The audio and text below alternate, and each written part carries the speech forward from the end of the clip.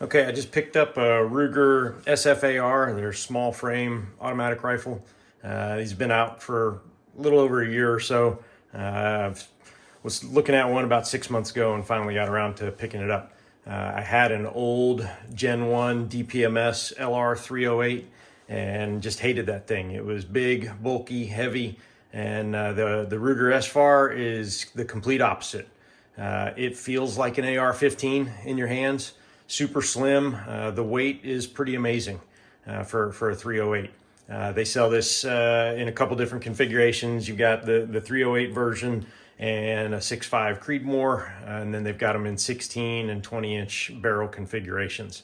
So I've got the 16-inch 308, and I've already thrown on a Vortex Strike Eagle that I had sitting around. Probably not the optic that I'm going to stay with on this, but I had an extra optic sitting in a mount and threw that on there.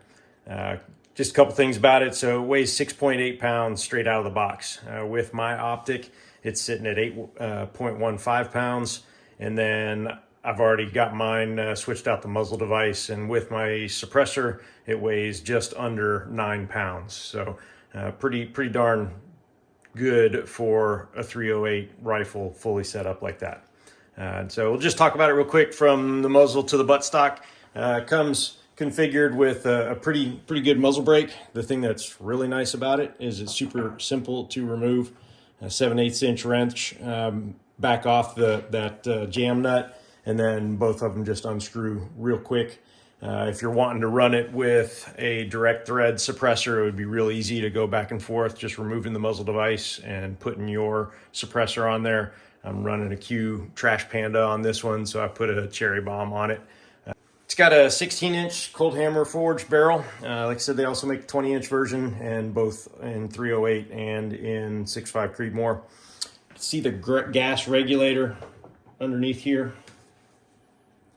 and they give you a ball wrench, little Allen wrench that's down here in the pistol grip, so that you can make adjustments on the gas regulator. The gas regulator has 4 settings, 0 to 3. They recommend running it on 2 for most factory ammunition. And then if you're running suppressed, they recommend running it on setting number 1. So that's where I've got mine right now, but I haven't even made it out to the range with it quite yet. As far as the rail, we got a 15-inch rail, and it's really skeletonized. You can see how they took a lot off here to save on weight. On the 16-inch versions, you've only got Picatinny rail at the front and the rear of the rail, and then we're without in the middle. On the 20-inch versions, though, they've got the Picatinny rail running the whole length of the handguard.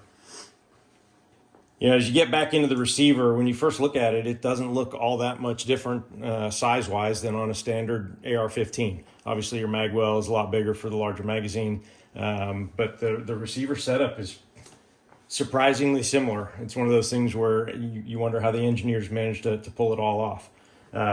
Comes with a 2-stage trigger. It's a very nice 2-stage trigger, about 4.5 pounds. It's not a Geisley, but for straight out of the box factory rifle, it's a pretty reasonable 2-stage trigger. Got your Magpul furniture on the pistol grip and the buttstock. Looking forward to getting it out on the range. Hopefully do that here today or tomorrow and see how it shoots and see how it sounds. I'm gonna make a comparison real quick with just one of my AR-15s, and as far as overall size and weight. So let me bring that one up here.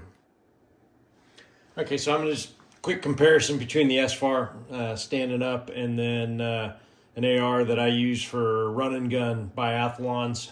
Similar setup as far as the optic and all, but when I put them next to each other, they're real similar in size. I've got a higher mount for that Vortex on the 308 right now, which is not my preferred setup, but I mean, they're almost identical in overall length and size. You can't really tell much of a difference. So the other thing with that AR, that one right now, as it's configured, weighs 8.25 pounds. And like I said, the SFAR, as it's configured, is sitting at 8.15. So it is a little bit lighter than the AR-15.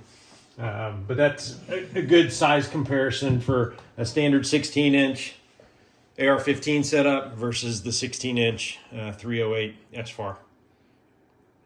All right, well, I decided to come out here and go ahead and shoot real quick. The wind's died down a lot. I'm going to start off shooting it suppressed, first rounds out of it, see how it does. Everything I plan to do with it, I plan to have suppressed, so I figured I'd start off that way. I got some 168 grain. See if I can get on paper. And go from there.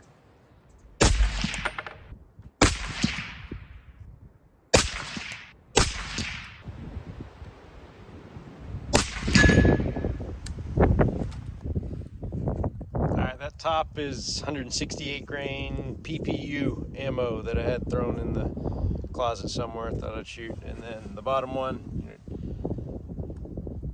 4 shots of 175 grain Federal gold medal. So pretty decent performance for the first couple rounds. Yeah, only 20 rounds through it. Obviously, that's nothing at this point, but no malfunctions. All of them were suppressed.